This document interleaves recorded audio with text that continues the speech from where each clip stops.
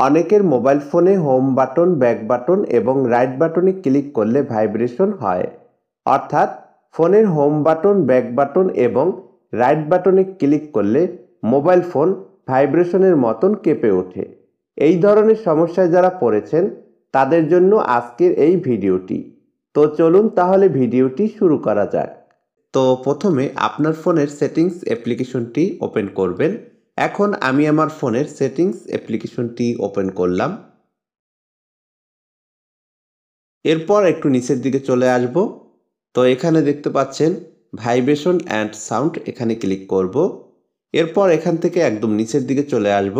তো এখানে দেখতে পাচ্ছেন টাচ ফিডব্যাক, এর পাশে দেখতে পাচ্ছেন একটি ইনেবল অপশন অন করা রয়েছে, এটাকে এখান থেকে অফ করে দিব। ওকে, তো এই টাচ ফিডব্যাক অপশনটির পাশে ইনেবল অপশনটি অন করা থেকে অফ করে দিলে আর কখনো আপনার ফোনের হোম বাটন, ব্যাক বাটন এবং রাইট বাটনে ক্লিক করলে ভাইব্রেশন হবে না।